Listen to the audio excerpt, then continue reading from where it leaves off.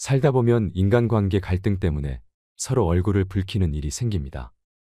남녀노소 할 것 없이 인간관계는 어렵게만 느껴지곤 하는데요. 데일 카네기는 변하지 않는 인간관계에는 세 가지의 기본 원칙이 있다고 합니다. 이것 세 가지만 지키면 인간관계에서 오는 모든 고민과 문제들이 해결된다고 하죠. 오늘 영상은 인간의 본성을 이해하고 대처하는 능력을 키우는 데 도움이 될 것입니다. 인간관계에서 오는 모든 고민을 해결할 수 있는 시간이 되길 바랍니다.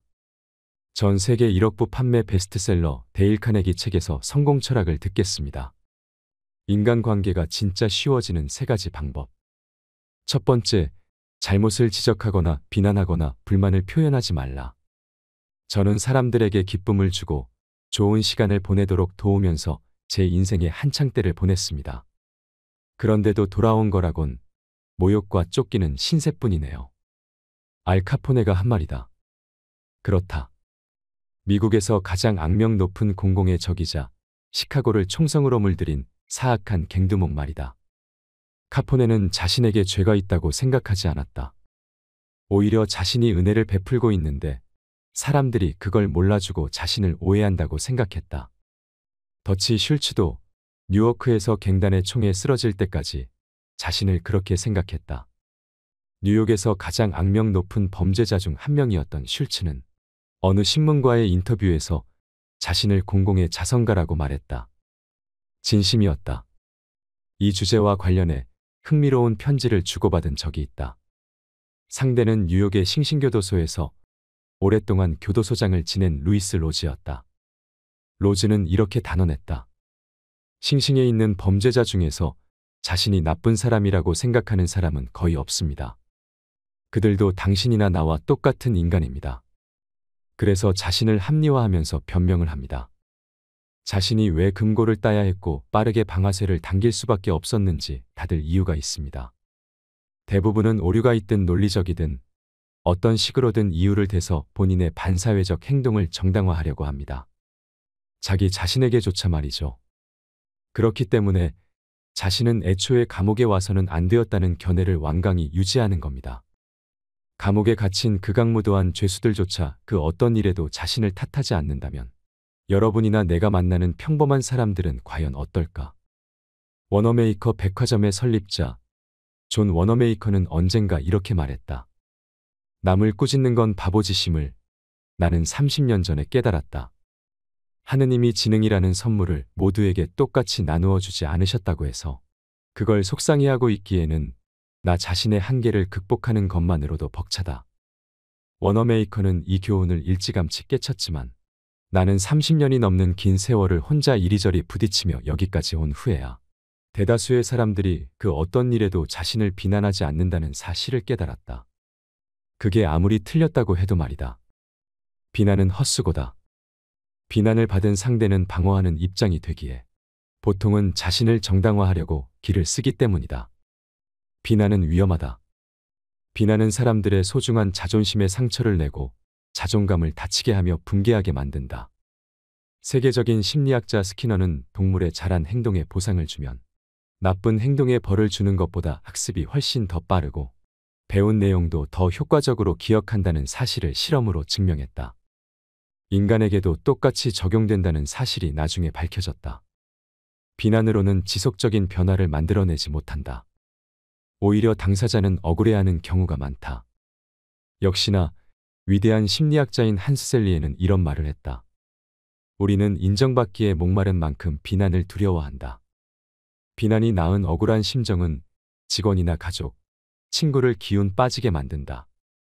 그러면서도 비난을 받게 한 그 상황은 쉽게 바로 잡아지지 않는다. 기억하라. 여러분이 원하는 것은 꿀이지만 벌에 쏘이고 싶지는 않을 것이다. 오클라호마에 사는 조지 존스턴은 엔지니어링 회사의 안전 책임자였다. 직원들이 현장에서 일할 때 언제나 안전모를 쓰게 하는 일도 조지의 업무 중 하나였다. 원래 조지는 안전모를 착용하지 않은 직원과 마주치면 손가락을 흔들면서 권위적이고 엄하게 지적했다고 한다. 반드시 규정을 준수해야 한다고 말이다. 결과는 어땠을까? 직원들은 마지못해 따랐지만 조지가 자리를 뜨고 나면 종종 안전모를 다시 벗어 던지는 소리가 들렸다. 조지는 방법을 바꿔보기로 했다. 직원들 몇몇이 안전모를 착용하지 않은 채 모여 있는 것을 발견하고는 안전모가 불편한지 물었다. 머리에 잘 안 맞나요? 그런 다음 직원들에게 안전모는 부상을 방지하기 위해 고안되었으니 일할 때는 항상 써줬으면 좋겠다고 상냥한 톤으로 말했다. 그 결과 사람들은 규칙을 더 잘 따랐고 그들의 감정이 상할 일도 없었다. 비난이 헛수고라는 사실은 역사적으로 수많은 예시를 찾을 수 있다. 예를 들어 그 유명한 시어도어 루스벨트와 윌리엄 하워드 태프트 사이의 유명한 갈등만 해도 그렇다. 이 갈등 때문에 공화당은 반으로 쪼개졌고 우드로 윌슨이 백악관을 차지했다. 그러면서 제1차 세계대전처럼 굵직한 여러 사건이 발생했고 역사의 흐름이 바뀌었다. 빠르게 당시 상황을 되짚어보자. 1908년 퇴임 당시 루스벨트는 태프트를 지지했고 결국 태프트가 대통령에 당선되었다. 이후 루스벨트는 아프리카로 떠났다. 다시 미국으로 돌아왔을 때 루스벨트는 폭발했다. 루스벨트는 태프트가 보수적이라며 맹비난하고 자신이 세 번째로 다시 대통령 후보로 지명받기 위해 진보당을 창당했으나 이는 공화당을 허물어뜨렸을 뿐이었다. 이어진 선거에서 윌리엄 하워드 태프트와 공화당은 버몬트와 유타 단 2개 주에서밖에 승리하지 못했다. 공화당 역사상 최악의 참패였다. 루스벨트는 태프트를 탓했다. 그러나 태프트 대통령도 자신을 탓했을까? 당연히 아니다. 태프트는 눈물이 그렁그렁해서는 이렇게 말했다. 제 상황에서 달리 뭘 어떻게 할 수 있었을지 저는 모르겠어요. 누구 탓이었을까? 루스벨트일까? 태프트일까? 솔직히 나는 모르겠고 관심도 없다. 내가 하고 싶은 말은 루스벨트가 아무리 태프트를 비난해도 태프트는 자신이 틀렸다고 생각하지 않았다는 것이다. 오히려 태프트는 자신을 정당화하려고 애썼고 같은 말만 반복했다. 눈물이 그렁한 채로 제 상황에서 달리 뭘 어떻게 할 수 있었을지 저는 모르겠어요. 여러분도 바꾸고 싶거나 다잡고 싶거나 고치고 싶은 사람이 있는가? 좋다. 괜찮다. 나도 찬성이다. 그렇지만 우선 자기 자신부터 그렇게 해보는 건 어떨까? 내 말은 순전히 이기적인 관점에서 봤을 때 남을 고치려고 하기보다는 이 편이 훨씬 더 득이 되고 덜 위험하다는 뜻이다. 공자는 이렇게 말했다. 내 집 현관이 더러울 때는 이웃집 지붕에 눈을 탓하지 말라.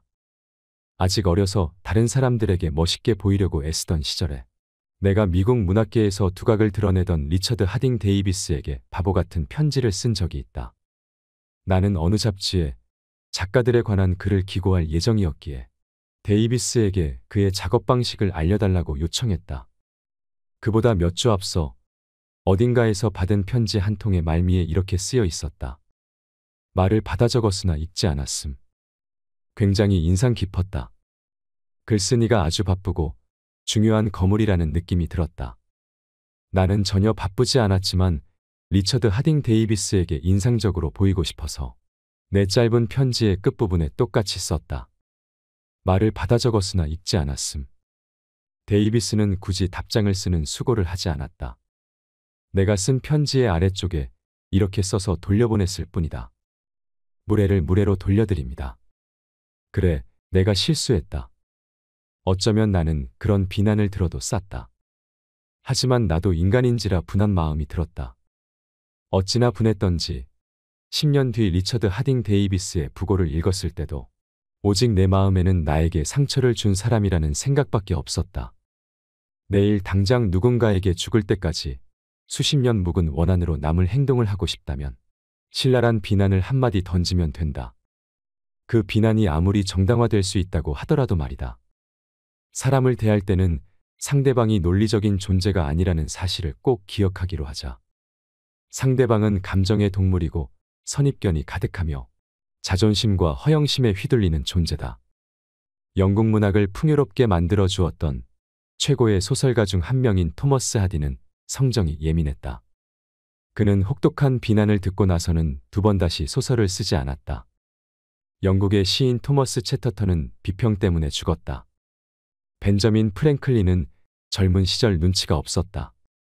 그러나 나중에는 수완이 생겼고 어찌나 노련하게 사람을 잘 다뤘던지 주프랑스 미국 대사에까지 임명됐다. 그는 자신의 성공 비결을 이렇게 이야기했다. 저는 그 누구도 험담하지 않습니다. 그리고 모든 사람을 최대한 좋게 이야기합니다. 잘못을 지적하고 비난하며 불만을 표시하는 일은 그 어느 바보라도 할 수 있다. 사실 바보들이 대부분 그렇게 한다. 그러나 이해하고 용서하려면 인격과 자제력이 필요하다. 칼라일은 이렇게 말했다. 훌륭한 사람이 훌륭하다는 것이 드러나는 건 하찮은 사람을 대할 때다. 다른 사람을 비난하지 말고 이해하도록 노력해 보기로 하자. 왜 그러는지 알아내려고 노력하기로 하자. 비난보다는 그 편이 훨씬 더 유익하고도 흥미롭다. 이런 태도야말로 연민과 관용과 친절을 낳는다. 알면 용서된다. 존슨 박사가 이야기했던 것처럼 말이다. 하느님도 마지막 날까지는 사람을 심판하지 않으신다. 그런데 우리라고 심판할 것인가? 두 번째, 정직하고 진심에서 우러난 인정의 말을 건네라.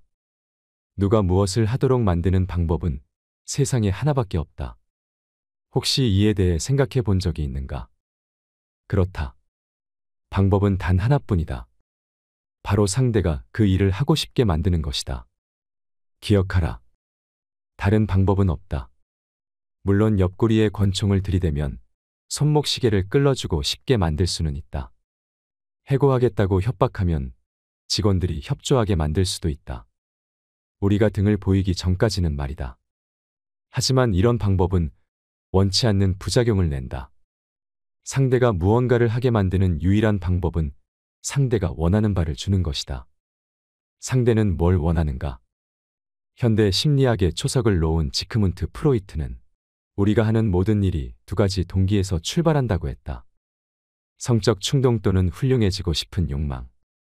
미국의 가장 심오한 철학자 중 한 명인 존 듀이는 약간 다르게 표현했다. 듀이 박사는 인간 본성의 가장 깊은 곳에 있는 충동이 중요한 사람이고 싶은 욕망이라고 했다. 이 말을 기억하기 바란다. 중요한 사람이고 싶은 욕망. 의미심장한 표현이다. 이 책에서 이와 관련된 이야기를 많이 듣게 될 것이다. 당신은 뭘 원하는가? 많지는 않을 것이다. 그렇지만 정말로 바라는 몇 가지는 아주 집요하게 갈망하고 있다는 사실을 부인할 수 없을 것이다.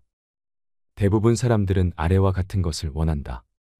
건강과 장수, 음식, 잠, 돈과 돈으로 살 수 있는 것, 사후 세계에 대한 믿음, 성적 만족, 자녀의 건강과 행복, 자신이 중요한 사람이라는 느낌. 이 중에 일부는 충족이 되고 일부는 가끔 충족되지만 하나만큼은 예외다. 이들 갈망 중에 하나는 좀처럼 충족되지 않는다. 바로 프로이트가 훌륭해지고 싶은 욕망이라고 부른 것이고 듀이가 중요한 사람이고 싶은 욕망이라고 부른 것이다. 링컨은 어느 편지의 서두에서 이렇게 말했다. 누구나 칭찬을 좋아합니다. 윌리엄 제임스는 이렇게 말했다. 인간 본성의 가장 깊은 곳에 있는 원칙은 인정받고 싶은 갈망이다. 인간이어서 겪는 이 갈증은 괴롭지만 결코 수그러들지 않는다. 이 마음의 갈증을 진정으로 해소해 줄 수 있는 몇 안 되는 사람은 타인을 자기 손바닥 위에 놓고 살 것이며 그가 죽으면 장의사조차 애석해할 것이다. 중요한 사람이라고 느끼고 싶은 욕망은 인간을 동물과 구별짓는 가장 큰 차이점 중 하나다. 일례로 내가 미주리주 어느 농장의 시골 소년이던 시절에 우리 아버지는 두록저지종 돼지와 얼굴에 흰 반점이 있는 순수 혈통의 소를 키웠다. 중서부 각지에서 열리는 시골 축제며 가축 품평회에 참가해 돼지와 소를 전시하곤 했는데 1등 상을 여러 번 탔다. 아버지는 1등을 할 때마다 받은 푸른색 리본을 새하얀 모슬린 시트 한 장에 일일이 핀으로 꽂아두었다. 그리고 친구나 손님이 찾아오면 그 기다란 모슬린 시트를 꺼냈다. 아버지가 이쪽 끝을 잡고 내가 저쪽 끝을 잡아 쭉 펼치면 푸른색 리본의 향연이 펼쳐졌다. 돼지들은 자기가 파란색 리본을 탔는지 못 탔는지 관심도 없었다. 관심은 아버지가 있었다. 그렇게 받은 상이 아버지에게는 자신이 중요한 사람이라는 느낌을 주었다. 만약 선조들에게 그렇게 중요한 사람이라고 느끼고 싶은 욕망에 불타지 않았더라면 문명은 불가능했을 것이다. 그것 없이는 우리도 그냥 동물과 다를 바 없었을 것이다. 자신이 뭔가 중요한 사람이라고 느끼고 싶은 이 욕망 때문에 학교 교육도 제대로 받지 못한 궁핍한 식료품점 점원은 50센트를 주고 산 중고 법률 서적을 열심히 공부했다. 이 점원의 이야기를 여러분도 들어보았을 것이다. 링컨이라고. 내가 중요한 사람이라고 느끼고 싶은 이 욕망 때문에 찰스 디킨스는 불멸의 소설을 썼다. 어밀리아 에어하트는 대서양을 단독 비행했다. 저명한 영국의 건축가 크리스토퍼 렌은 그토록 아름다운 건축물을 남겼다. 이 욕망 때문에 마리 퀴리는 목숨까지 위협했던 극도로 위험한 방사능 분야의 연구를 개척했다. 존 록펠러는 끝끝내 쓰지도 않을 수백만 달러를 쌓아두었다. 그 똑같은 욕망 때문에 가장 큰 부잣집 가문은 필요 이상으로 큰 집을 지었다. 당신은 최신 유행하는 옷을 입고 신형 자동차를 타고 자녀의 천재성을 자랑하고 싶어 한다. 그리고 이 욕망 때문에 수많은 소년 소녀가 갱단에 가입하고 범죄를 저지른다. 뉴욕 경찰청장을 지낸 멀로니에 따르면 젊은 범죄자들은 자존심이 대단해서 체포되면 자신을 영웅으로 묘사한 황색 신문을 가장 먼저 요구한다고 한다. 형량이 얼마나 나올지도 모르는데 그것은 일단 나중 문제고 우선은 유명한 스포츠 스타나 영화배우, 정치가와 함께 신문의 일면을 장식한다는 사실을 흐뭇해한다는 것이다. 나는 중요한 사람이라는 느낌을 당신은 과연 어떤 식으로 얻고 있는지 알려준다면 나는 당신이 어떤 사람인지 말해줄 수 있다. 그것이 바로 당신이라는 사람을 규정하기 때문이다. 당신에게 가장 중요한 부분 말이다. 예를 들어 록펠러는 내가 중요한 사람이라고 느끼기 위해 돈을 기부해서 중국 베이징에 현대식 병원을 세웠다. 한 번도 본 적 없고 앞으로도 볼 일이 없을 수백만 명의 가난한 사람들을 돌볼 병원이었다. 반면에 존 딜린저는 노상강도 짓을 하고 은행을 털고 사람을 죽이며 자신이 중요한 사람이라는 느낌을 얻었다. FBI 요원이 딜린저를 뒤쫓을 때 그는 미네소타주에 있는 한 농장으로 쳐들어가서 이렇게 외쳤다. 나는 딜린저다. 그는 자신이 공공의적임을 자랑스럽게 여겼다. 그렇다. 딜린저와 록펠러 사이의 중대한 차이점은 자신이 중요한 사람이라는 느낌을 어떤 방식으로 얻었는지에 달려있다. 슈와브는 말했다. 사람들의 열정을 불러일으키는 능력이 저의 가장 큰 자산이라고 생각합니다. 누군가에게 내재된 최고의 모습을 끌어내서 키우는 방법은 인정과 격려입니다. 사람의 의욕을 가장 확실하게 꺾어버리는 것이 바로 상사의 혹평입니다. 저는 그 어떤 경우에도 누구도 지적하지 않습니다. 사람들이 노력하도록 동기를 부여해 주어야 한다고 생각하니까요. 늘 어떻게 하면 칭찬할 수 있을까 궁리합니다. 흠을 잡는 건 매우 싫어합니다. 저는 잘했다고 말할 때는 진심을 담고 칭찬을 할 때는 아낌없이 쏟아붓습니다. 슈와브는 자신의 말대로 실천했다고 한다. 그런데 보통 사람들은 어떻게 할까? 정확히 반대로 한다. 무언가 마음에 들지 않으면 부하 직원에게 호통치고 정말로 마음에 들면 아무 말도 하지 않는다. 오래된 속담처럼 말이다. 나쁜 짓은 한 번만 해도 다 알려지지만 좋은 일은 두 번 해도 말하는 사람이 없다. 슈와브는 이렇게 단언했다. 살면서 다양한 분야의 훌륭한 사람을 많이 만났어요. 그렇지만 아무리 훌륭하고 높은 위치에 있는 사람이라고 해도 칭찬을 해주면 분명히 비난할 때보다 더 큰 노력을 기울이고 더 일을 잘합니다. 슈와브에 따르면 이는 앤드루 카네기가 어마어마한 성공을 거두었던 이유 중 하나라고 한다. 앤드루 카네기는 부하 직원을 사람들 앞에서뿐만 아니라 둘만 있는 자리에서도 칭찬했다.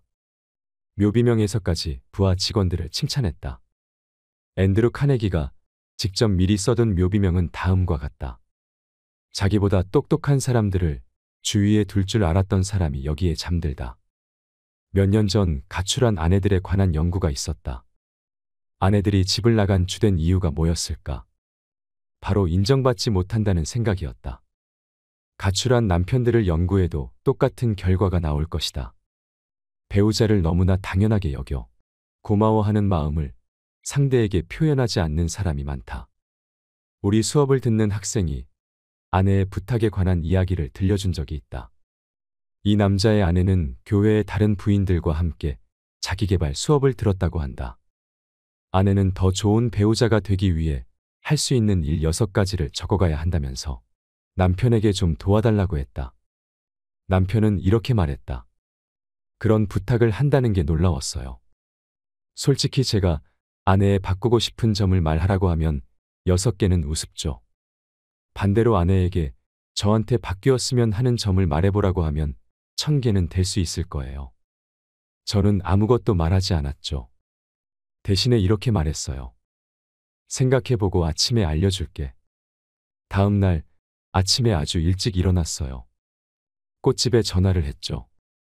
아내에게 붉은 장미 6송이와 함께 이렇게 쓴 쪽지를 보내달라고 했어요.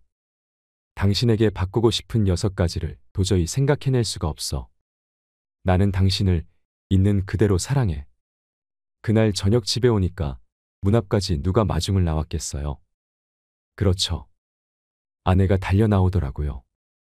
눈물이 터질 것 같은 얼굴이었어요. 말할 필요도 없이 저는 부탁대로 아내의 흠을 잡지 않은 게 너무 기뻤죠. 그러고 나서 일요일에 교회에 갔어요. 아내는 이미 숙제를 발표한 후였어요. 아내와 함께 공부하는 부인 몇 명이 저에게 다가와서 그러더라고요.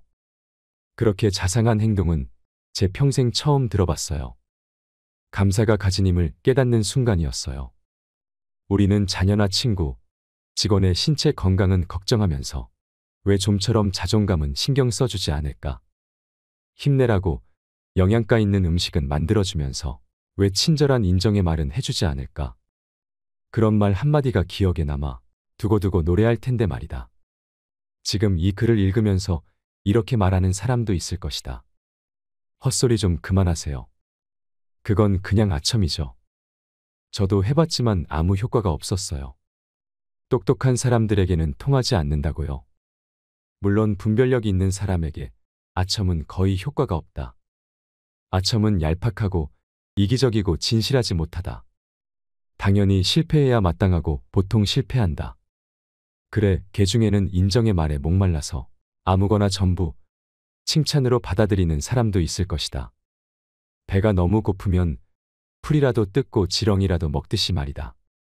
빅토리아 여왕도 아첨에 약했다고 한다. 벤저민 디즈레일리 총리는 여왕을 상대할 때는 과장을 많이 했다고 고백했다. 그의 표현으로는 흑손으로 덕지덕지 갖다 발랐다라고 말이다. 그러나 디즈레일리는 광대한 대영 제국을 통치했던 사람 중에서도 가장 세련되고 능수능란했다. 디즈레일리에게 효과가 있었다고 해서 여러분이나 나에게도 꼭 효과가 있으란 법은 없다. 장기적으로 보면 아첨은 득보다 실이 많기 마련이다. 아첨은 가짜다. 위조지폐처럼 다른 사람에게 아첨을 건넸다면 결국은 곤란해질 것이다.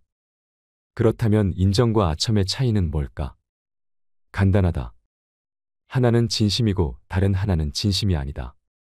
하나는 마음에서 우러난 것이고 다른 하나는 이세로 비집고 나온 것이다. 하나는 사심이 없고 다른 하나는 이기적이다.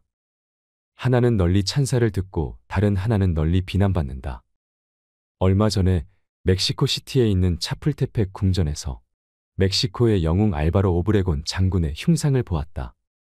흉상 아래에 그의 철학을 담은 격언이 새겨져 있었다. 너를 공격하는 적을 두려워하지 말라. 너에게 아첨하는 친구를 걱정하라. 아첨하라는 말이 아니다. 그와는 거리가 멀다. 나는 새롭게 사는 방식을 이야기하고 있다.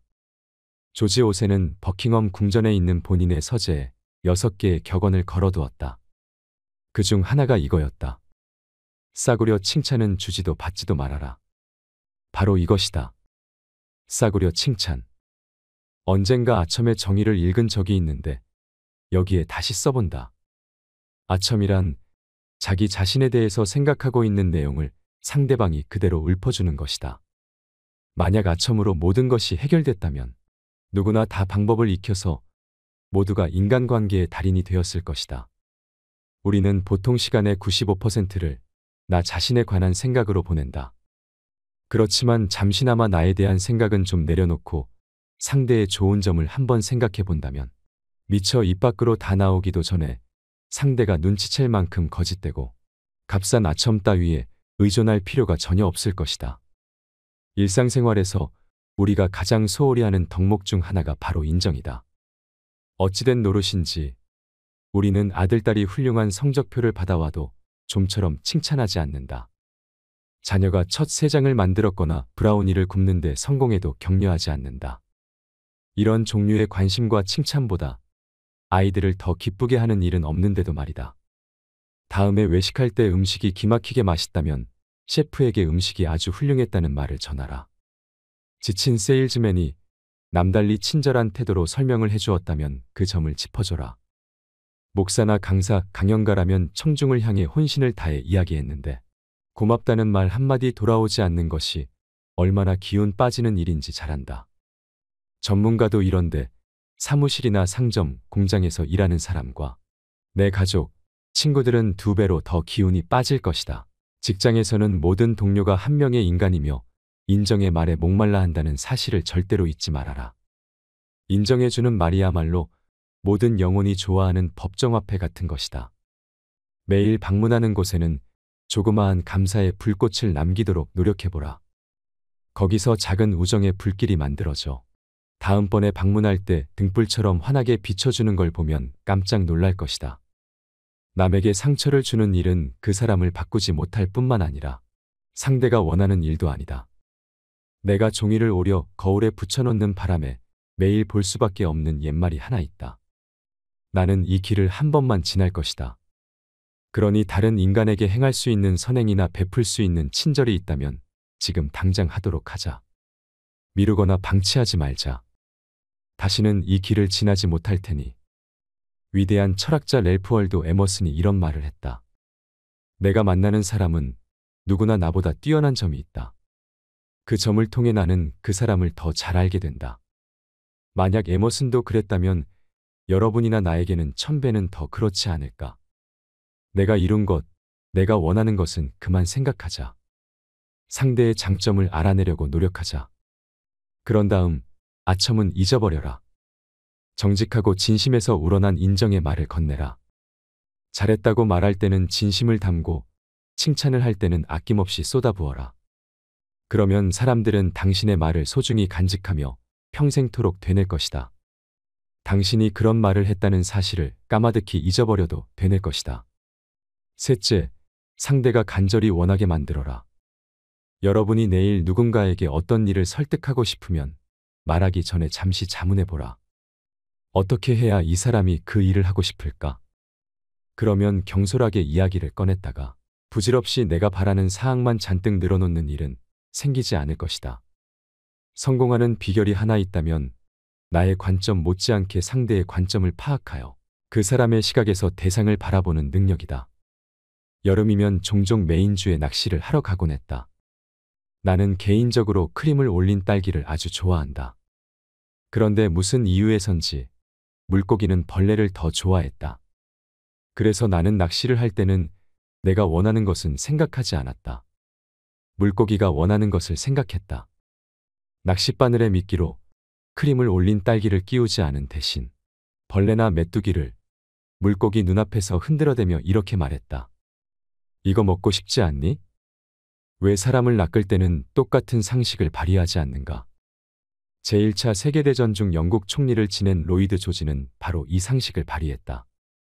전시의 다른 리더들은 모두 잊히고 난 후에도 어떻게 그만이 계속 권좌에 남았느냐고 누군가 묻자 그는 굳이 한 가지 비결을 꼽자면 물고기에 맞춰 미끼를 끼우는 법을 터득한 덕분이라고 답했다. 내가 원하는 것을 왜 끄집어내는가? 그건 아이들이나 하는 짓이다. 바보짓이다. 물론 당신은 당신이 원하는 것에 관심이 있고 앞으로도 영원히 그럴 것이다. 하지만 당신 말고는 아무도 거기에 관심이 없다. 우리는 당신과 똑같다. 우리는 내가 원하는 것에 관심이 있다. 그러니 남에게 영향을 미치는 유일한 방법은 상대가 원하는 것에 대해 이야기하고 어떻게 하면 그걸 얻는지 알려주는 것이다. 내일 만약 누군가에게 어떤 일을 시키고 싶다면 이 점을 기억하라. 예를 들어 자녀가 담배를 피우지 않기를 바란다면 일장 연설을 늘어놓지 말라. 당신이 원하는 걸 말하지 말라. 대신에 담배 때문에 야구팀에 들어가지 못할 수도 있다는 걸, 100m 달리기에서 질 수도 있다는 걸 알려줘라. 여러분이 아이를 상대하든 송아지나 침팬지를 상대하든 이 점은 기억해 두면 좋을 것이다. 한 예로 어느 날 랠프 월도 에머슨이 아들과 함께 송아지를 헛간에 들여보내려고 하고 있었다. 그런데 두 사람은 흔한 실수를 저질렀다. 자기들이 바라는 것만 생각한 것이다. 에머슨은 뒤에서 밀고 아들은 앞에서 끌었다. 그러자 송아지는 움직이지 않고 버텼다. 송아지도 자신이 원하는 것만 생각했다. 다리를 뻗대며 고집스럽게 풀밭을 떠나지 않으려 했다. 농장에서 자란 하녀가 우연히 헛간 쪽을 흘끗 쳐다봤다가 공경에 빠진 둘을 발견했다. 하녀는 에세이나 책은 쓸 줄 몰랐지만 말이나 송아지는 에머슨보다 잘 알았다. 하녀는 송아지가 뭘 원할지 생각했다. 그래서 손가락 하나를 송아지가 쪽쪽 빨게 하면서 자연스럽게 헛간으로 데려갔다. 세상에 태어난 날부터 당신이 했던 모든 행동은 당신이 무엇인가를 원하기 때문이었다. 당신이 적십자에 큰돈을 기부한 일은 어떨까? 그렇다. 그 또한 예외가 아니다. 당신이 적십자에 기부한 이유는 당신이 도움의 손길을 내밀기를 원했기 때문이었다. 당신은 아름답고 사심없고 성스러운 행동을 원했다. 너희가 여기 내 형제 중에 지극히 작은 자 하나에게 한 것이 곧 내게 한 것이니라. 돈보다 그런 감정을 더 많이 원한 것이 아니었다면 당신은 기부를 하지 않았을 것이다. 물론 거절하기가 부끄럽다는 이유로 혹은 고객이 부탁하여 기부를 했을 수도 있다. 그러나 한 가지는 분명하다. 당신이 기부를 한 것은 무엇인가를 원했기 때문이다. 오늘도 거리에는 수천 명의 세일즈맨이 돌아다닌다. 그들은 지쳤고 낙담했고 박봉이다. 왜일까? 언제나 본인이 원하는 것만 생각하기 때문이다. 여러분도 나도 아무것도 사고 싶지 않다는 것을 저들은 깨닫지 못한다. 물건이 사고 싶었다면 밖에 나가서 사왔을 것이다. 그렇지만 언제나 우리 모두의 관심을 사로잡을 사안이 있다. 바로 내가 가진 문제를 해결하는 것이다. 만약 어느 세일즈맨이 그의 서비스나 제품이 우리의 문제를 해결하는데 어떻게 도움을 줄지 명확하게 설명한다면 그들은 우리에게 아무것도 팔 필요가 없다. 왜냐면 우리가 살 것이기 때문이다. 고객은 내가 샀다고 느끼고 싶지, 누가 나한테 팔았다고 느끼고 싶지는 않다. 그런데도 수많은 세일즈맨이 고객의 시각에서 살피지 못하고 무언가를 파는데 평생을 바친다.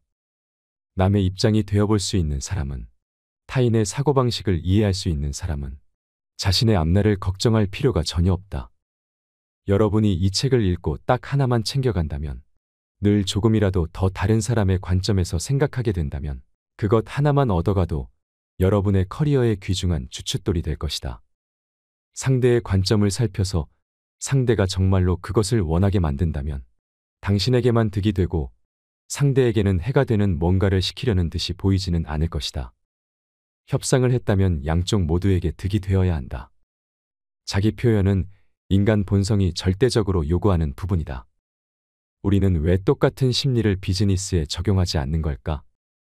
기발한 아이디어가 떠오르면 남들이 그게 내 아이디어라고 생각하게 만드는 대신 그들이 직접 그 아이디어를 요리하고 휘젓게 하라.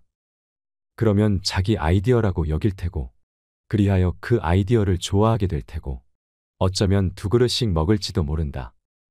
기억하라. 먼저 상대가 간절히 원하게 만들어라. 이렇게 할 수 있는 사람은 온 세상이 그의 편이다. 못하는 사람은 외로운 길을 가야 한다. 변하지 않는 인간관계의 세 가지 기본 원칙. 잘못을 지적하거나 비난하거나 불만을 표현하지 말라. 정직하고 진심에서 우러난 인정의 말을 건네라. 상대가 간절히 원하게 만들어라. 이 세 가지를 마음속에 새겨두시고 지혜로운 인간관계를 맺어가시길 바랍니다. 이상으로 책틀맨이었습니다. 지혜를 쌓는 당신의 오늘이 아름답습니다. 더 좋은 영상으로 찾아뵙겠습니다.